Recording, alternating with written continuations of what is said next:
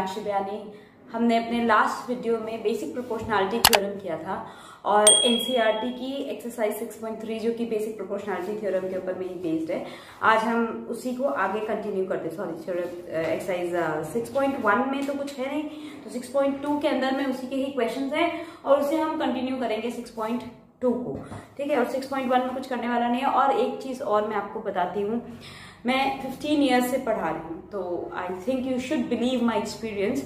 और जो triangles chapter है ये सिर्फ एनसीईआरटी से ही आएगा, चाहे किसी ने बेसिक मैथ्स लिया है, चाहे किसी ने स्टैंडर्ड मैथ्स लिया है। तो मेक श्योर कि you are very thorough with your NCERT book. तो इसीलिए मैं आपको सिर्फ एनसीईआरटी के क्वेश्चंस करवा रही हूँ। लेकिन अगर आप इंटरेस्टेड हैं आगे कुछ समझने में, कुछ नया समझने में, तो आप मुझे कमेंट सेक्शन में कोई भी क्वेश्चन भेज सकते हैं, मैं आपको उसको सॉल्व करके जरूर दिखाऊंगी अपने नेक्स्ट वीडियो में। So if you want you can try that. अगर आप किसी और बुक से क्वेश्चंस करके करना चाहते हैं, क्योंकि मेरे काफी सारे स्टूडेंट्स हैं जो कि एलिमेंट से, आरडी से, they are interested in understanding this topic more well, तो इसीलिए वो मुझसे पूछते रहते हैं उन बुक से भी question, and I never mind that.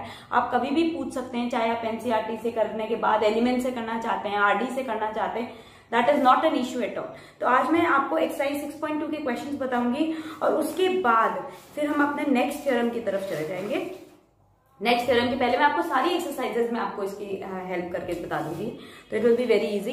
जो पहला क्वेश्चन है ना, ये बहुत आसान सा है, लेकिन मैं आपको एक चीज बताती हूँ कि आप इनको करते कैसे हो, ठीक है। मैं आपको सिर्फ उसका गाइडलाइन देती हूँ। जैसे इसका सेकेंड पार्ट मैं आपको करके बता रही हूँ कि ये ऐसा सा कुछ डायग्राम दे रखा है बुक के अंदर में,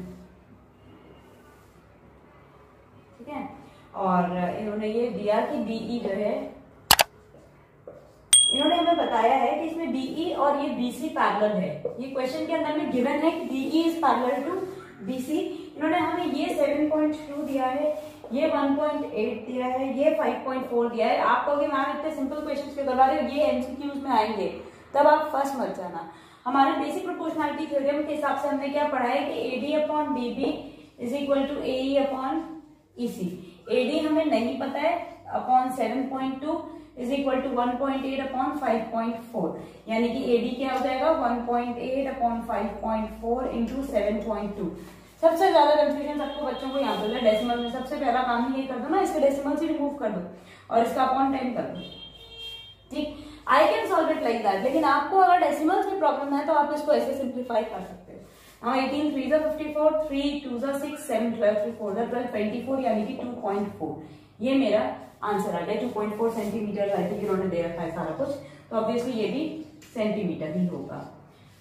सो ये तरीका होता है इन क्वेश्चंस को सॉल्व करने का। You have to be very fast, तो पेपर एकदम अच्छे से टाइम पे होता है। और वैसे भी अगर आपको पेपर आता है ना, तो I don't think so 2.5 hours से ज्यादा पेपर में कभी नहीं लगता। I am very sure about it. मैंने 10th 11th 12th मेरा मैथ स्ट्रीम से ही था, बीकॉम में भी मैथ्स किया। मेरा 2.5 घंटे में पूरा पेपर विद चेकिंग हो जाता है आराम से, अगर आपको पेपर आता है तो you have to be very thorough with this thing. और ये वाले तो फ्री के नंबर हैं, इस चैप्टर में कुछ नहीं है। अगर आपने थ्योरम सीख ली तो एक पार्ट में जैसे थ्योरम का प्रूविंग होता है, उसी से रिलेटेड क्वेश्चन होता है। क्वेश्चन में अकॉर्डिंग टू दिस थ्योरम करके उसको आगे बढ़ जाना होता है, तो इतना कोई टेंशन वाली बात ही नहीं है।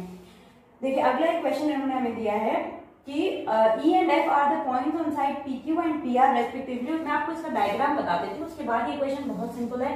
मैं आपको बता दूंगी ये कैसे करना है, सारे पार्ट्स करके मैं बिल्कुल टाइम नहीं वेस्ट करूंगी आप लोगों का, ठीक है। PQR ट्राइंगल है और इसमें इन्होंने कहा कि EF, E पॉइंट जो है वो PQ के ऊपर में आप देख सकते हो। दिस इज क्वेश्चन नंबर 2, ठीक है। ये दोनों आपस में पैरेलल है, EF is parallel to QR इन्होंने कहा है। अब हमें ये बताना है कि इनमें से किसमें EF पैरेलल है QR के, ये हमें प्रूव करना है। ये हमें गिवन नहीं है, ये हमें प्रूव करना है। तो जिसमें ये थ्योरम 6.2 हो गया ना, जिसमें ये हमारा प्रोपोर्शनल आएगा उसमें है, अदरवाइज नहीं है। मैं इसका थर्ड पार्ट सीधे आपको लेकर के बताती हूँ। जैसे इन्होंने कहा कि PQ पूरा का पूरा जो है वो 1.28 सेंटीमीटर है, ठीक है। और PR ये पूरा का पूरा जो है ये 2.56 सेंटीमीटर है। PE 0.18 है और 0.36 है PF। तो ना ये जरूरी नहीं होता है कि हम सिर्फ ये आधे आधे लेंगे और उसको माइनस करेंगे, ऐसी कोई जरूरी नहीं है। हम इसको ये भी कर सकते हैं PE upon PQ should be equals to PF upon में PR। अगर ये भी वेरीफाई हो जाता है तो भी हमारा सॉल्व है कि ये दोनों लाइंस आपस में पैरेलल है। तो इट इज नॉट नेसेसरी कि हम उसको माइनस करने में टाइम वेस्ट करें, बिल्कुल भी जरूरत नहीं है इसकी। 1.28 divided by 0.18 should be equal to 0.36 upon 2. PF मैंने लिया ना, हाँ ठीक है, 0.36 अपॉन 2.56। यहाँ पे भी मैंने ये उल्टा लिख दिया है, इट शुड बी 0.18 अपॉन, क्योंकि मैंने PE लिया है ऊपर, तो PE 0.18 है और PF 1.28 है। इसको अब हम सॉल्व करके देखेंगे, अगर हमारा आंसर आ रहा है तो यस ये प्रोपोर्शनल है, अदरवाइज नहीं है। PE मेरा 0.18 डिवाइडेड बाय 1.28, ये आएगा अप्रोक्सीमेटली 0.14 समझ लेते हैं हम, या तो हम इसको डायरेक्टली ऐसे सॉल्व भी कर देते हैं। 2 9 2 6 12 2 4 8 6 4 10, बस यही अटक जाएगा, ये डेसिमल से डेसिमल हट जाएगा। अगेन 4 9 4 6 24 4 4 60, तो ये 9/64 दोनों आ रहा है। अगर दोनों तरफ 9/64 के बराबर है, यानी कि यस इस कंडीशन में ये दोनों आपस में पैरेलल हैं। ठीक है, तो ये बहुत सिंपल सा क्वेश्चन था। एंड नेक्स्ट क्वेश्चन मैं आपको करवा रही हूँ, क्वेश्चन नंबर 3 जो है इसका।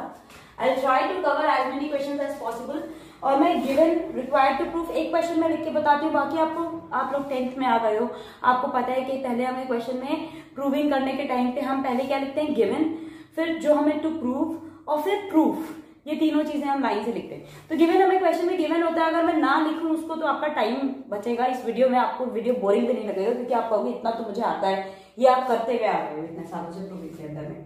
तो हम अपना थर्ड क्वेश्चन करते हैं। थर्ड क्वेश्चन में हमें इन्होंने फिगर दे रखा है,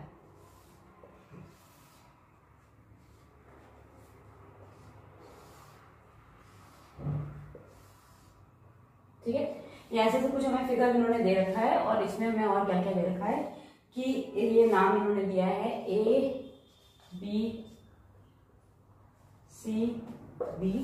और BC के पैरेलल, ठीक, ये हमें इन्होंने दिया है ML है और ये ML है। तो हमें क्वेश्चन में गिवन ये है कि ये और ये आपस में पैरेलल हैं और ये आपस में पैरेलल है, ये हमें गिवन है क्वेश्चन के अंदर में। ठीक है, अगर ये गिवन है तो हम कैसे स्टार्ट करेंगे। गिवन जो है आपको मैंने आपको बता दिया ऑलरेडी, आप उसको लिख सकते हो गिवन को, मैं आपको प्रूफ से सीधे स्टार्ट करती हूँ। ठीक है, प्रूफ, हमें प्रूफ क्या करना है, ये भी हमें क्वेश्चन में दिया है, AM upon AB equals to AN upon ND, हमें प्रूफ करना है। ये सब हमें क्वेश्चन के अंदर में गिवन है, तो इसको लिख के मैं आपका बिल्कुल भी टाइम वेस्ट नहीं कर रही हूँ। ठीक है, हम सीधे प्रूफ से स्टार्ट करते हैं। पहले हम लेंगे in triangle ABC, in triangle ABC ML is parallel to BC, therefore by, मैं BPT लिख रही हूँ, बेसिक प्रोपोर्शनलिटी थ्योरम को, by BPT AM upon MB is equal to AL upon LC। now अगला, in triangle ACD NL is parallel to DC, therefore by BPT AL upon LC is equal to AN upon ND। इसको मैं second part ले लेती हूँ, इसको मैं 1 ले लेती हूँ। फ्रॉम 1 and 2, 1 and 2 दोनों भी देखिए AL upon LC के बराबर ही है दोनों, तो देखो we can say from 1 and 2 AM upon NB equals to AN upon ND। यही प्रूफ करना था हमें इनफैक्ट AD प्रूफ करना था। अब वो चीज हम कैसे लाएंगे मैं आपको बताती हूँ। देखिए, हमें प्रूफ करना था AM upon MB is equals to AN upon AB, AM upon MB, अब AN upon AB is equal to AN upon MB। अब हमें जो रखना है यानी कि AM, उसको हम हमेशा डिनोमिनेटर में रखते हैं। ये मैं आपको तरीका बता रही हूँ, आप बहुत ध्यान से सुनना इसको, क्योंकि कई बार होता है हमसे पूरा साइड पूछता है। अब अगर आप इस पूरे साइड के लिए यहाँ पे +1 कर दोगे तो गलत हो जाएगा, क्योंकि उससे क्या होगा, डिनोमिनेटर हमेशा रह जाता है। हमने फ्रैक्शन में पढ़ा था, हमारा डिनोमिनेटर रह जाता है, तो हम इसको रेसिप्रोकल कर देते हैं। पहले तो NB upon AM equals to ND upon AN। अब मैं दोनों तरफ +1 और +1 कर देती हूँ, जो हम इज इक्वल टू इधर करते हैं वही हमें इधर करना पड़ता है। तो मेरा आ जाएगा MB plus AM upon AM equals to N D plus A N upon A N. ठीक है, N B plus A N क्या होता है, एन बी और ए एम इनको जोड़ेंगे तो क्या आएगा, ए बी। तो A B upon A M equals to A D upon A N. अब क्या करेंगे, जैसे ये पार्ट आ गया मेरा कि ए बी और इसका, अब हम क्या करते हैं, इसको रेसिप्रोकेट कर देते हैं। तो हमारे क्वेश्चन की जो डिमांड थी, तो we can also say this thing that A M upon A B is equal to A N upon A D, मतलब इज इक्वल टू, इधर तरफ अगर आपने रेसिप्रोकेट किया तो इधर भी करना पड़ेगा, हेंस प्रूव्ड। ये हो गया हमारा इसका question prove. So I hope this is very clear to you. So now we will move on to our next part. हमारा नेक्स्ट क्वेश्चन जो है, जो हमारा फोर्थ क्वेश्चन है, उसमें देखिए क्या चीज है। मैंने डायग्राम बना रखा है फोर्थ क्वेश्चन का, इसका रीडिंग आपके सामने कर रही हूँ। A B C D F और ई। अब जो क्वेश्चन में गिवन है, इन्होंने कहा कि डीई और एसी आपस में पैरेलल है और डीएफ और एई आपस में पैरेलल है। ठीक है, अच्छा आप भी पेपर में ये चीज ध्यान रखिएगा, दोनों के साइंस अलग लगाइएगा। जैसे मैंने इसमें डबल एरो लिया है, इसमें सिंगल एरो लिया है, आप भी इस चीज को ध्यान रखिएगा। तो आप पहले गिवन में क्या लिखोगे, in triangle ABC DE is parallel to AC and DF is parallel to AE. To prove आपको क्वेश्चन में दे रखा है कि DF upon FE is equal to BE upon AC.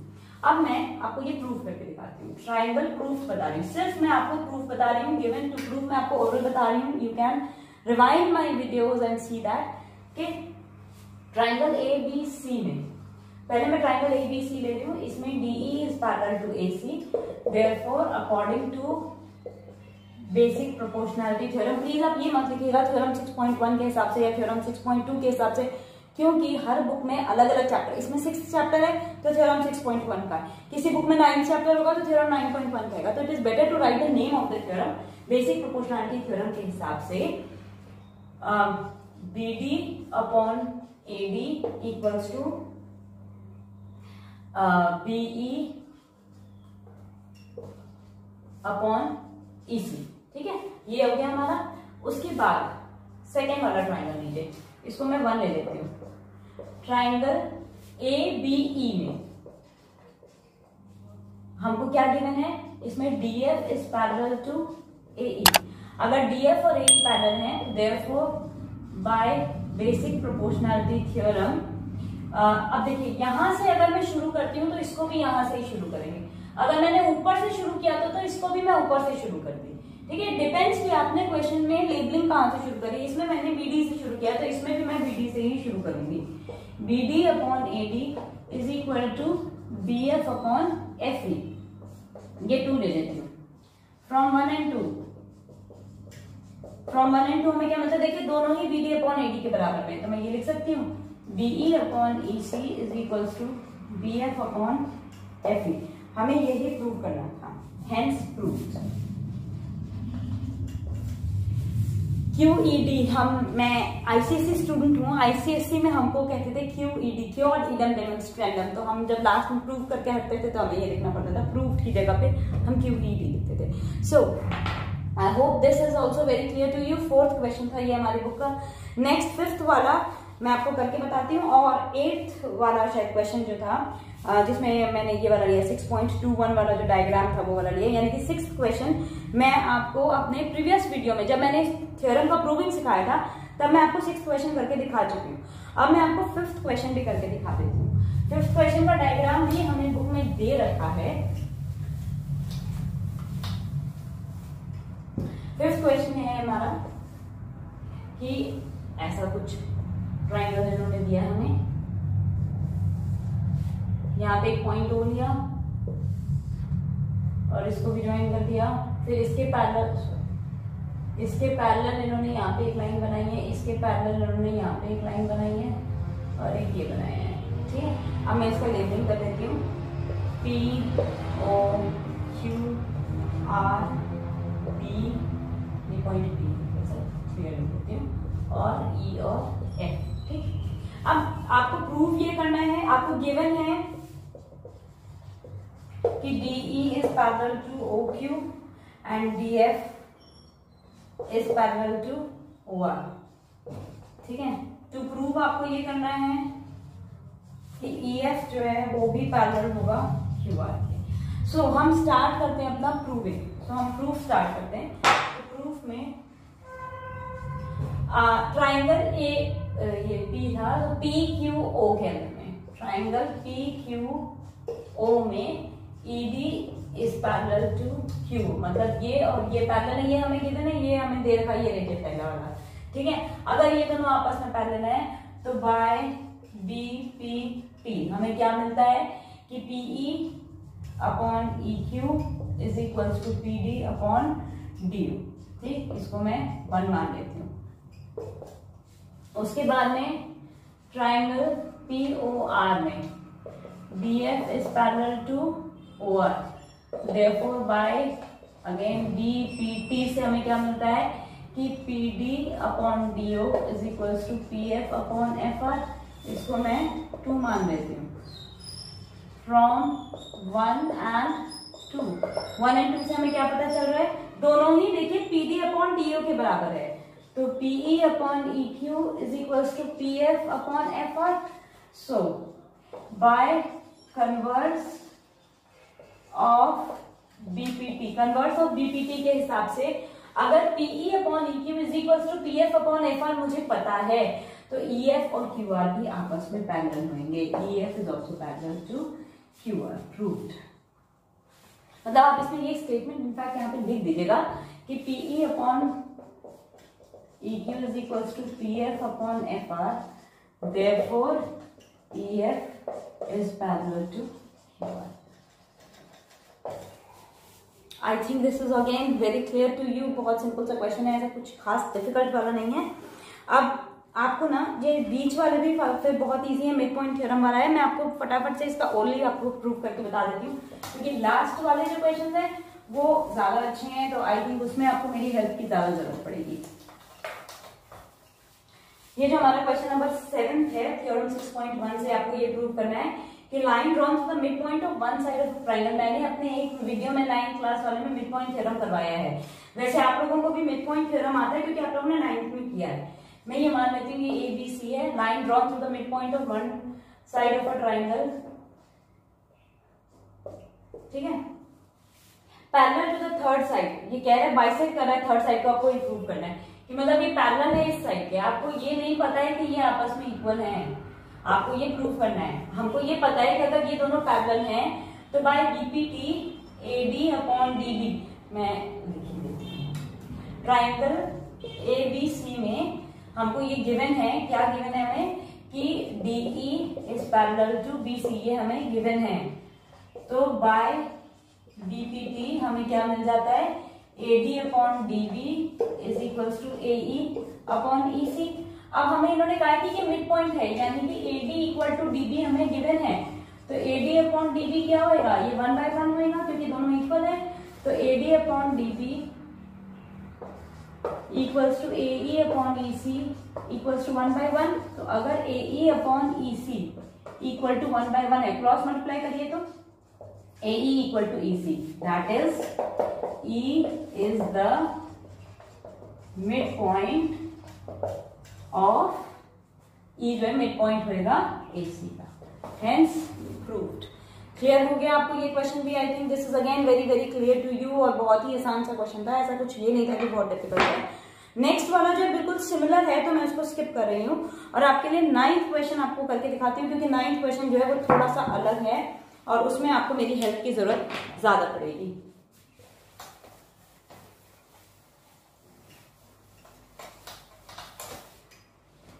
मेरे पास एनसीईआरटी की बुक है, मैं उसी से ही आपको सारे क्वेश्चंस देख के बता रही हूँ, तो क्वेश्चंस तो आपके पास में भी हैं।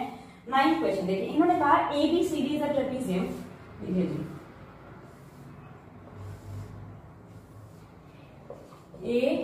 ABCD इज अ ट्रेपेजियम जिसमें ये और ये आपस में पैरेलल है, ये हमें गिवन है, ठीक है। और इसका डायगोनल जो है वो एक दूसरे को पॉइंट O पे इंटरसेक्ट कर रहा है। ये देखिए, ये डायगोनल्स है, ये पॉइंट O पे इंटरसेक्ट कर रहा है। फाइन, आपको शो करना है, यानी कि आपको टू प्रूव क्या करना है, you have to prove that AO upon BO is equal to CO upon BO। अच्छा, आप इसको ये भी तो लिख सकते हो कि AO upon CO is equal to BO upon BO। बात हुई कि इनकी प्लेसेस मैंने इंटरचेंज कर दी, ठीक। अब मैं एक काम करती हूँ, इसको EU कंस्ट्रक्शन किया है मैंने,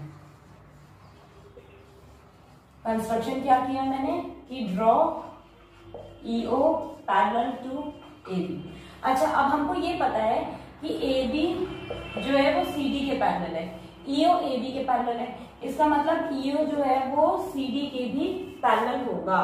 AB CD के बराबर में, EO AB के बराबर में, तो EO भी तो पैरेलल होगा ना CD के।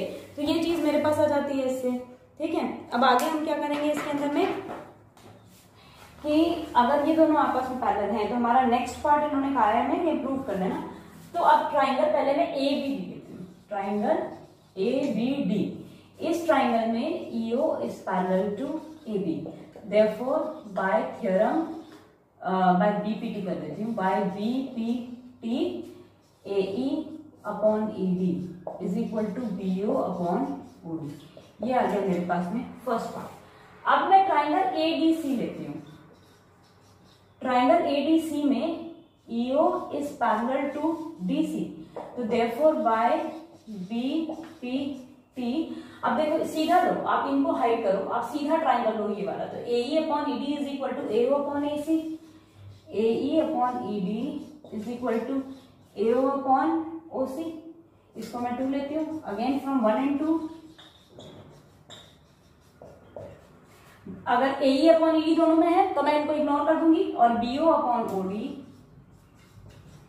Is equal to AO upon OC, hence proved. So I hope this question is again very very clear to you, और आपको समझ में आ गया होगा।